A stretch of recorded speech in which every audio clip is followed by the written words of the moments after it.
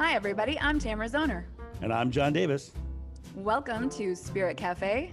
Come in, sit down, and grab a cup of love. A Spirituality Without the Guilt podcast. Well, hello, my friends, and welcome to Spirit Cafe.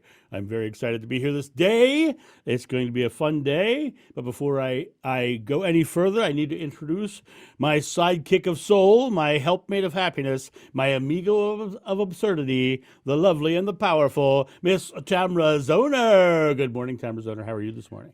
I'm great. How are you, John? That was fantastic. I just applaud you. That was Oh, great. well, I thank you. I sat down this morning and I got out my thesaurus. I was like, I need to find words that mean these things so I can have new stuff for Tamara to make Tamara happy. I love those. Those were good. Those are maybe my favorite so far. Amigo of absurdity is my favorite. The amigo of absurdity. That's a I good love one. it.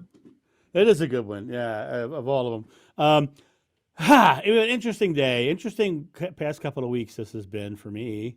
And today we're going to talk about something that is so needed in today's world, especially with, everything is happening all over the world. And then, of course, what has happened in this past couple of years with COVID and everything. And spiritually overcoming grief or just overcoming grief in general, we can talk about the various ways of overcoming grief, but just to give a sort of a structure to this, in the past couple weeks, I lost both of my godparents, and actually they were lost a few weeks ago, and I didn't know it until just a week or so ago.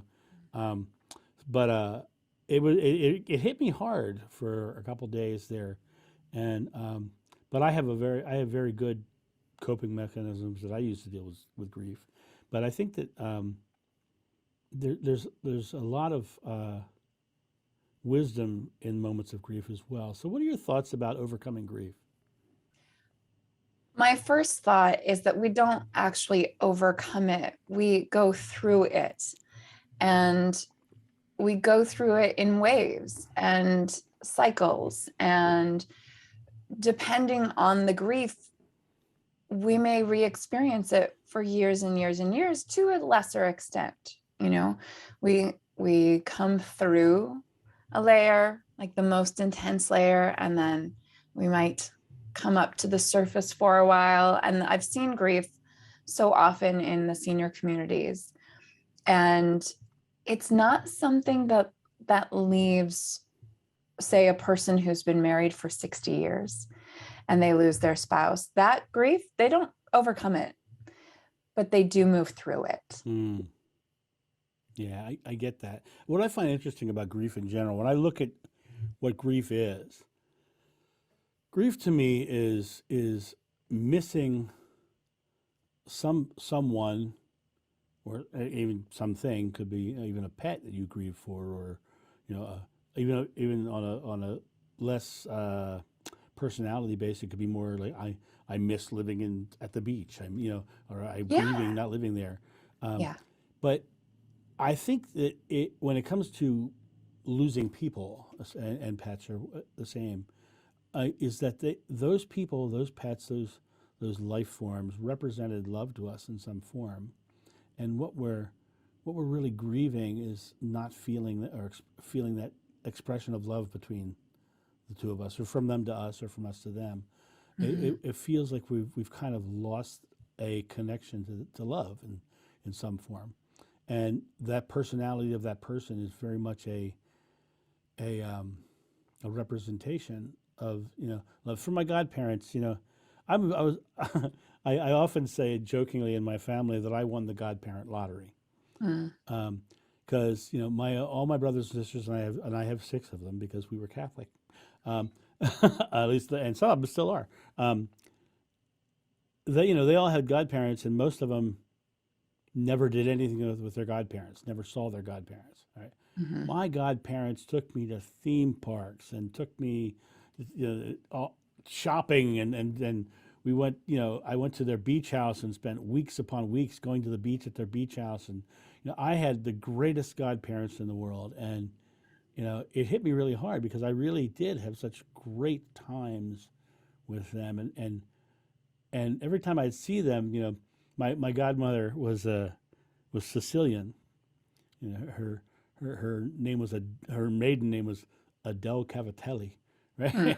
And Aunt Dell we called her, and Aunt Dell she'd call me Giovanni, and she'd hug me and she'd kiss me on the mouth, and she was just this big, loud, boisterous person, such a character, and so I that not having that character around anymore, it was a moment of grief. So when I look at moments of grief for me, I realize that expression of love that I have with my godparents, that's a lifetime of experience that's positive.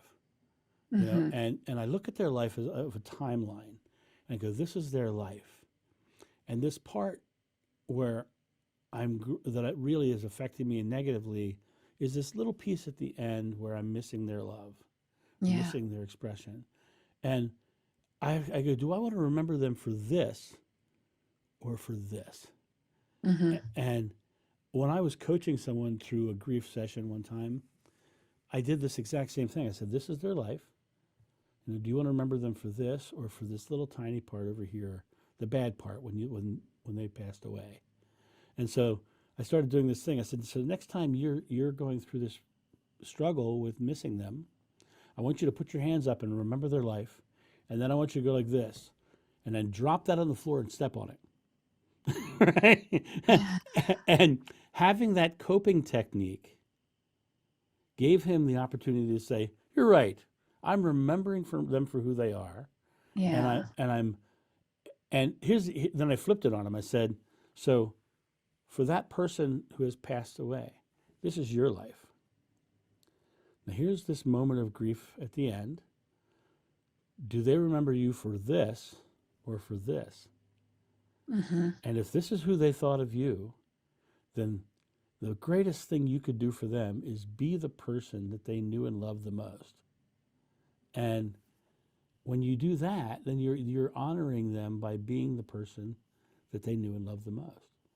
And Yeah. it's okay to grieve and go through grief. That's all part of the process. But realize you don't have to hold on to it or stay attached to it for a lifetime. Yeah, that's beautiful. It's a beautiful way to honor that person who's passed by remembering their life and celebrating their life and all the wonderful times that you had together and who they were. I think that maybe that's why, like, I don't miss my grandma, Mm. right? Because I feel like she's even more present after her passing than before. I get to talk to her whenever I want to now. And she's always with me. I know I've talked about her a lot on this podcast, and I wear her on my ring every day, on my finger every day, and I have a picture. She's the only family member who is in a frame on my desk. It's my Mm. grandma, right? Um, and when she passed, I mean, she was 101, so it certainly wasn't a surprise. And to me, it was like immediately our connection was even stronger. And so this is when I have talked with people, especially seniors who've lost a loved one. Uh, when we talk about grief and the loss, yes, there's the loss of their physical presence. And can you imagine now that they're always with you, right by your side, watching over you every moment? And every moment you have access to them. You only need to say their name or think of them, and they're there with you always, like always now. Isn't that amazing? Like you have this angel with you, guiding you, guarding you, protecting you, always there to lend an ear, even if it is, a metaphysical ear. Right, right, right. And one of the other things that I find real comfort in is when you look at people who've had near-death experiences and they witness their ones who've crossed over, they're always in the healthiest form they could ever be. Mhm. They don't have the limitations and the struggles of life here. They're in their perfect form there. And so they're not struggling. They're in that space of pure health and love and vitality. When my years ago, my cousin committed suicide, and um, he actually came back and asked me to deliver a message to his mother, which was the first time in my life that had happened to me. That somebody came to tell me to send a message to his mother. And the message he wanted to tell her was, I'm in a much better place. And that's when they cross over, they're going back to the oneness of love, the oneness of God, and they're going back to the space of unconditional love. And you know, the conditions that are placed on love are here, not there. And so they're in a joyful, lovely place. And like you said, they're also more accessible. Because like I get messages from my mother constantly. And usually it comes in a laugh. Like I'll be sitting here and I'll be like doing something, and I'll think of mom, and I'll look over, and that picture that I have of her, with her little smirk on her face, it makes me laugh, because it's like, and it's always in a moment where I need someone to say, you're being silly, basically. John, you're being silly. That's when my mom comes, right? She says, you're being silly. Come on, right? And I turn, I look, and I just laugh out loud, because she's there for me whenever I need her. And she's always constantly bringing. And on top of it, of course, we've had her come through mediums multiple times. So she's not alone, and she's not, separate from you. She sees you, or they see you, whoever they are. They see you clearly, and they're one with you. And it's us that are separate here that are having the struggle of grief. Oh yeah, it's always those of us left behind that have the harder time. Clearly, those who move on are now, experiencing the purest form of spirit and life in the non-physical form, and that's probably amazing. And so we're the ones who have to process, and that whole stages of grief doesn't hold true anymore. They've debunked the stages. All of those things happen, but they don't necessarily happen in that order, and they may repeat and recycle. And two of my aunts both lost their husbands quite young, and within a couple of years of each other. And I see their Facebook posts every year on the birthdays, every year on the holidays, and I think you can come to terms that the grief is a new way and a new part of your being, right? They'll always miss those men. They'll always miss the loves of their lives. And simultaneously, they can move on and love life and have joyful experiences. And so I think sometimes people think too that, oh, I have to be grieving. Like you said, they're attached to it. And like they're supposed to, like in some cultures, you wear black for a year or 30 days or whatnot. It's like an attachment, and we forget to let it go. We forget that it doesn't have to become a part of our identity. It's a piece of us, but it doesn't have to be our identity. Like I'm a grieving widow, right? It's like this happened just like anything else, but it doesn't make me who I am. It's built into me, but it's not all of me. And I'll tell you, from being someone who's had an experience of out-of-body experiences, I've had that experience. I've been out of body. I've been kicked back into my body. At the end of my mom's life, we were able to talk about those things. We were able to talk about the eternal life of us all, because we all have eternal life. The body, we leave the body, we're still around, right? And when my mom passed away, I remember being in the, it's a funny story. I remember being at her funeral beforehand, and one of the ladies from the church walks over and she says, so who's doing the eulogy? And they pointed at me, and she said, and she turned around and she said something, and I swear to God, I thought she said, let me show you the meat products. And I busted out laughing. I'm like, what did you say? She says, I want to go help let you meet the priest. Right? right, right. And I said, I thought you said you wanted to show me the meat products. I said, good, I'm hungry. We're laughing. I'm at my mom's funeral, right before the funeral, and I'm sitting there laughing and having a good time. Mm-hmm. And I got up, and the first thing I said the first line I said in the eulogy, I said, when my mom turned 40, my dad told her he was going to trade her in for 220s. And without thinking, without skipping a beat, my mom spun around and said, "You're not wired for 220." Right?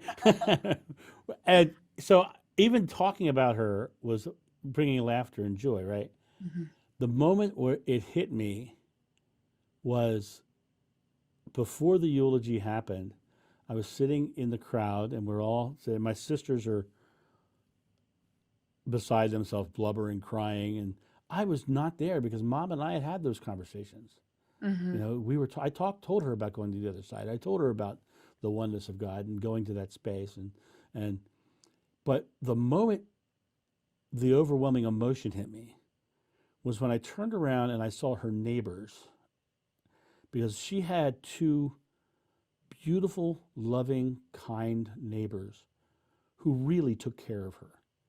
I mean, they checked in on her every day. They came and joked with her and laughed with her, and they did all that every day. And and I turned and I saw them, and it overwhelmed me, and I burst into tears because of the love they showed my mother. Mm. And that was a moment of grief for me, but it was a moment of, these beautiful people have done this beautiful thing for my mother who's now no longer here, right? Yeah. And so, but the transition of her going to the other side, it wasn't a big, huge grief moment for me as much as it was a celebration of her. Yeah. And who she was, and what she expressed, and what we all love so much about her. And I think that a lot of people really get stuck in how they ended as opposed to how they lived. Mm-hmm. And I think it's important to remember how they lived. Yeah, it is. And it's important to live while you're living.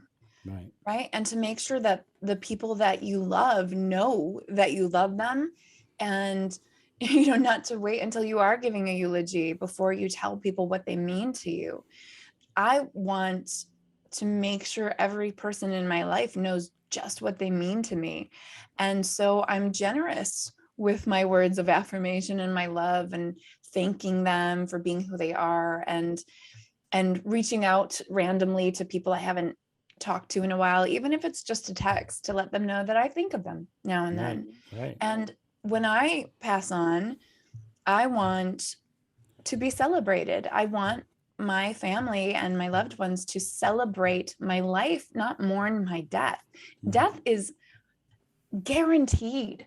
Mm-hmm. And, I feel like also, again, I'll refer to senior living again, but working with seniors for almost 6 or 7 years really helped me be unafraid of death and courageously live my life, so that when I get to the end of it, I'm looking back being like, yeah, I did that, right? Right. And everyone around me can be like, yeah, you did it right. We all did it right together. We told each other that we loved each other. We weren't afraid to hug or to laugh or to fight or to cry or to love hard.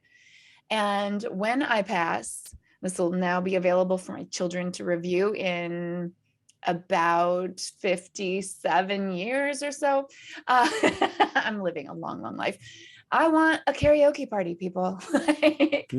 Everybody's supposed to sing a song that makes them think of me, and to really have fun. And I think that's what so often we forget to do in our grief, is to remember the best of the times. And depending on the kind of grief, right? Because there's grief over the loss of physical presence, and then there's grief over lost dreams, and grief over other non-human being or pet things. But if we're talking life and death, then celebrate and live while you can, and make sure that everybody around you knows how valued you are to them. Yeah. And I value you, Tamara Zoner. Thank you, John Davis. I think you're a spectacular person.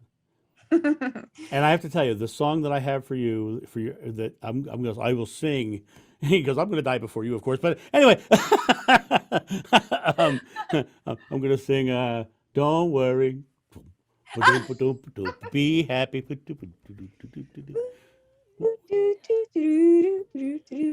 It's the Tamara Zoner song, the Tamara Zoner theme song.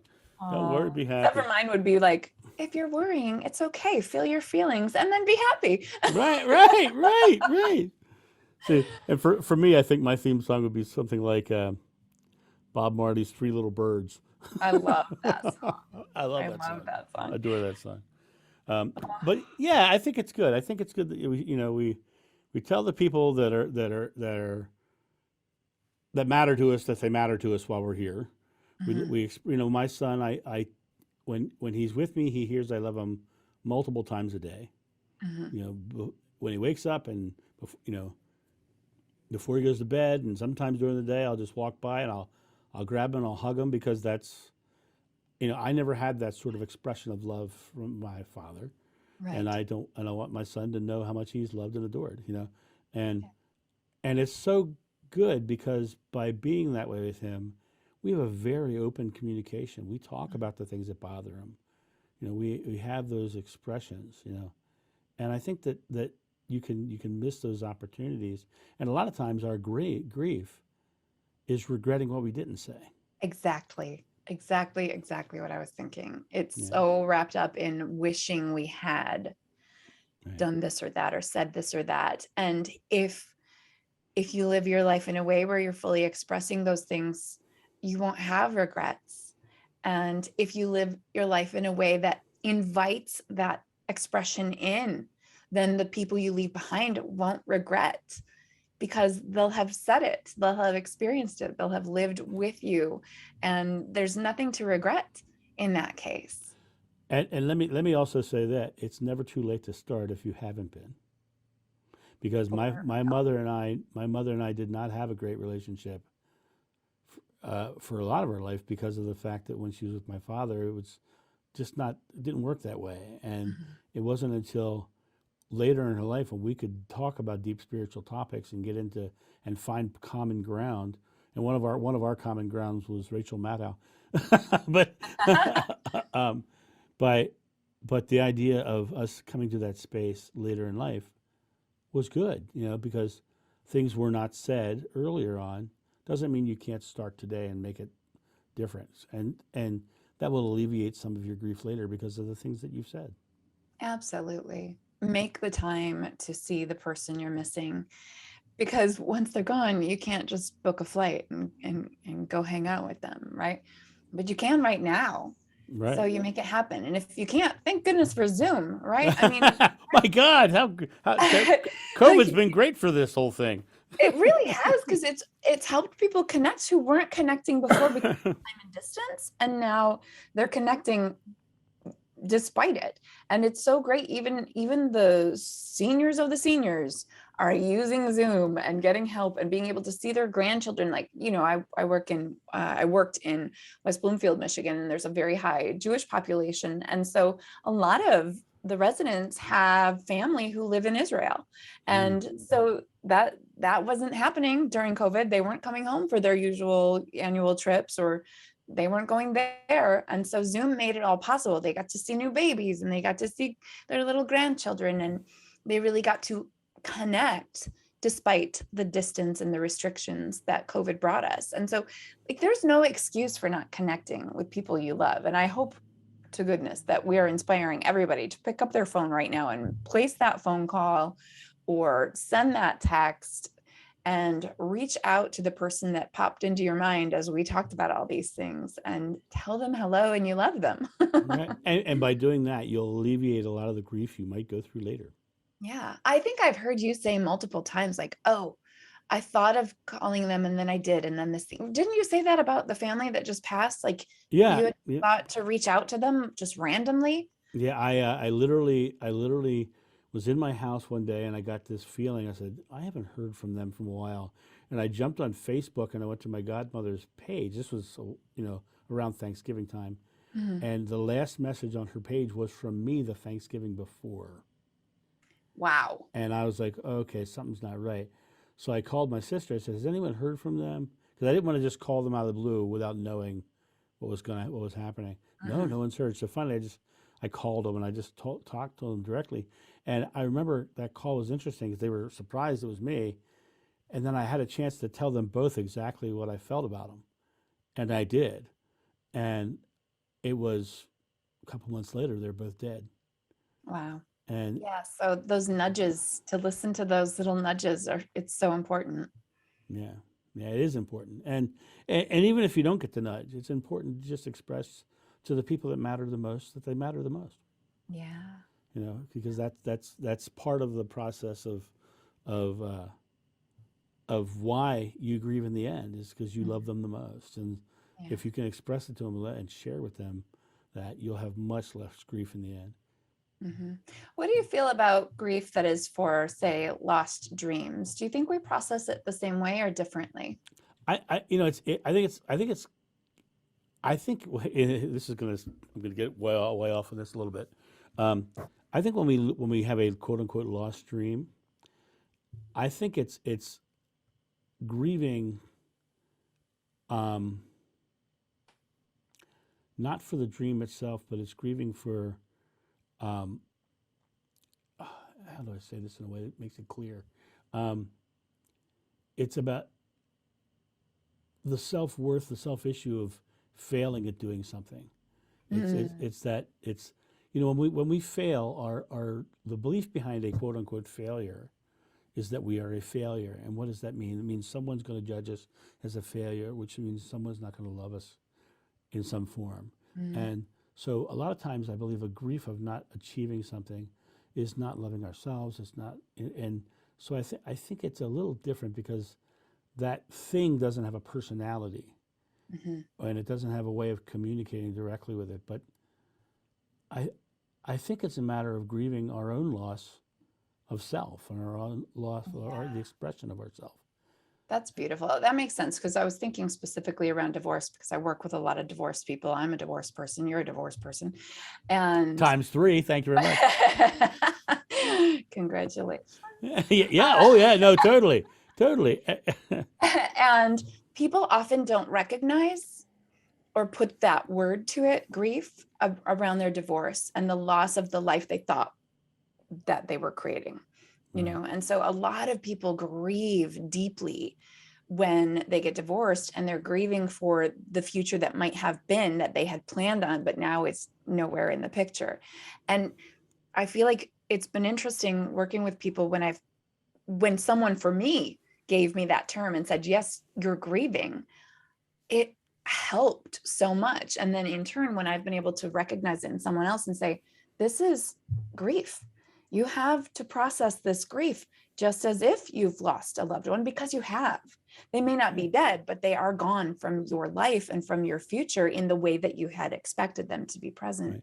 Right. And so when we can name it, it helps, I think, us to allow ourselves to feel it, to honor and validate those feelings of loss. Right.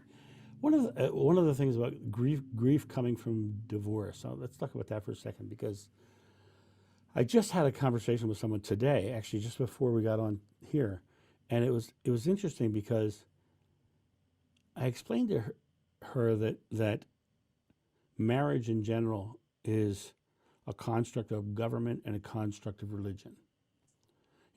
In government, it's a construct of attaching two people together legally for assets. In religion, it's a construct of attaching two people together for procreation. Mm. And the actual idea of marriage is not a universal truth. It's not something. It's a human construct. And a lot of people in the process of getting married think of it in a way of, okay, I'm married now. That's done. We're locked in. And what they're actually doing is they're trying to say, okay, I have the love. I don't have to think about that anymore. Mm-hmm. I've locked into that. And when the marriage falls, it literally is losing the security of having that love locked in sometimes. And sometimes it's a matter of losing the love of the person. And probably both times it's probably both. Well, But yeah, and often there's betrayal and there's grief to deal with yeah, that, and it's burdensome. yeah. But as far as losing a marriage, it's about losing the love and the grief of losing that love. And And that security of that love. I appreciate that sentiment. Yeah. yeah, and I always refer to Kurt Russell and Goldie Hawn. Hmm. Never got married. They've been together for 37 years, right? And Goldie Hawn's daughter, was Jennifer. Kate No, Hudson. Kate Hudson. I was thinking Jennifer Hudson's the singer. Kate Hudson, right? And Jennifer Hudson's black. Yeah, very different. Probably not related. Probably not related. But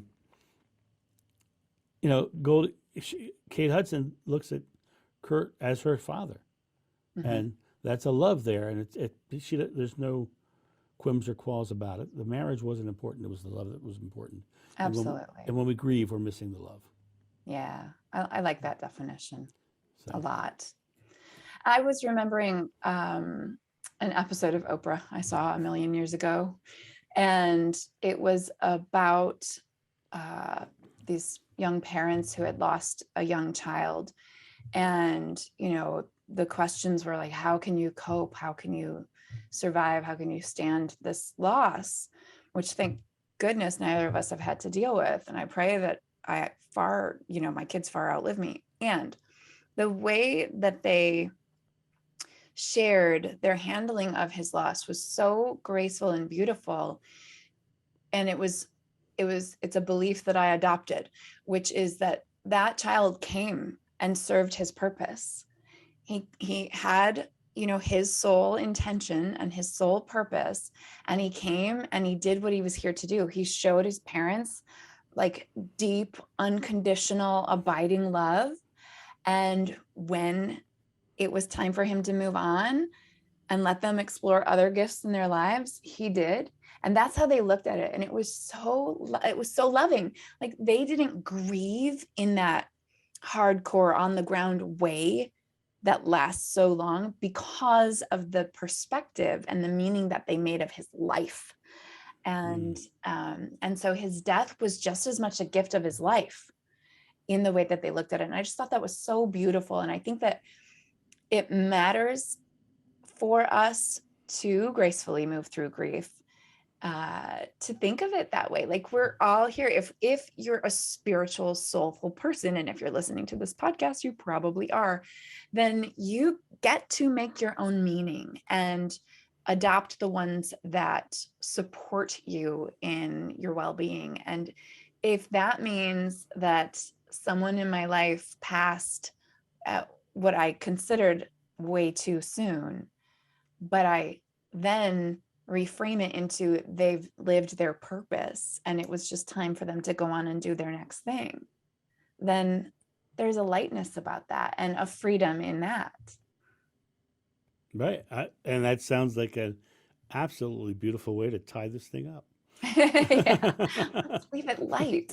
Leave it light and happy. Don't worry. That's the Tamara Be Zoner song. happy. Of course. Good. That song will get tagged in this YouTube video now. Oh, hopefully Yeah, not. Hopefully we hopefully. didn't sing it that well, and they won't. Well, They won't pick it up. I sang it, so it obviously is not going to be sung So that you well. claiming copyright? So, all I just right. hummed a happy tune. That's what I did. There you go. There you go. All right. Beautiful. All right. So, Take us out of here, lady. all right. We all have an end. As Don't this don't grieve episode. for the end of this episode. Do not fret, dear listeners. We will be back again in another form. And so please, as always, share your thoughts and your stories and your own perspectives on how you gracefully move through grief, or if you kick and scream the whole way. Like, it's all okay. It is what it is, and everything is always perfect. And so is this ending. We will talk to you again next week. We appreciate you. Goodbye. Thank you for joining us at Spirit Cafe, a place where you can safely explore your spirituality without the guilt or dogma of religion. Leave all comments and suggestions on the Spirit Cafe podcast Facebook page.